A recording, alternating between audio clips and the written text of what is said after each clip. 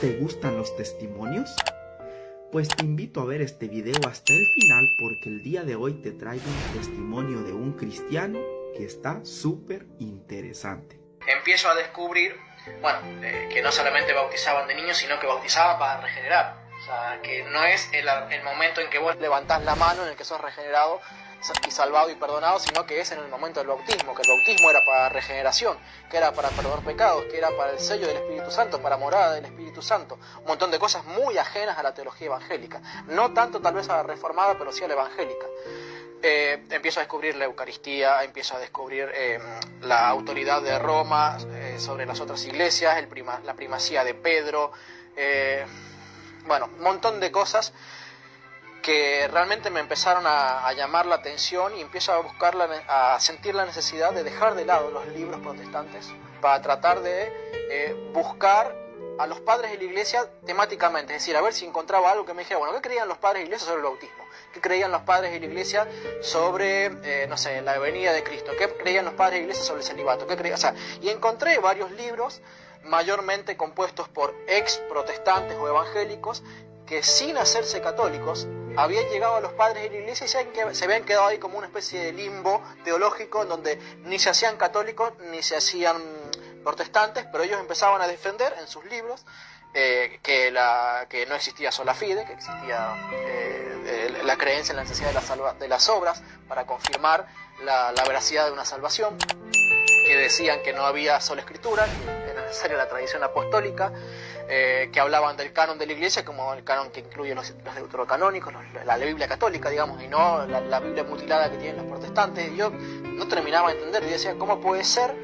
que haya protestantes que se salieron del protestantismo y no se hicieron católicos, pero enseñan las doctrinas católicas? Eso me llevó a entender en algún momento dado de la necesidad de ir a las fuentes primarias. Dejar por completo de leer compilados, pasajes selectos, no, ir a los padres de la iglesia, buscarme en internet las cartas de tal, las cartas de tal, las cartas de tal, y empezar a leerlas. Encontré en un portal online un libro que se llama Padres Apostólicos, de la traducción de Daniel Ruiz Bueno,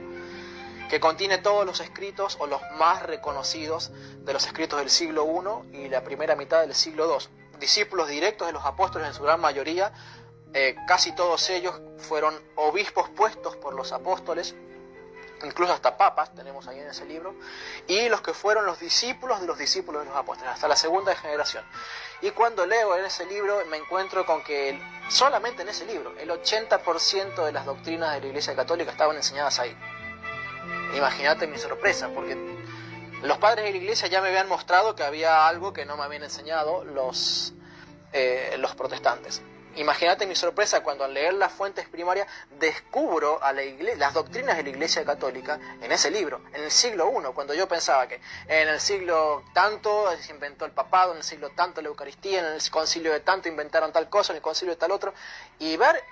esas doctrinas allí en el siglo I para mí fue como degollar al mentiroso que me estaba diciendo en la cabeza los protestantes tienen la verdad, cuando en realidad todos los argumentos que me alejaban del catolicismo eran mentiras. Es que uno de los argumentos que machaco constantemente en mi canal, y que fue uno de los argumentos que a mí me sacó con más fuerza del protestantismo para hacerme católico, es que no existen cristianos reconocidos que no creyeran estas doctrinas. Los que no las creían eran docetas, gnósticos, los herejes,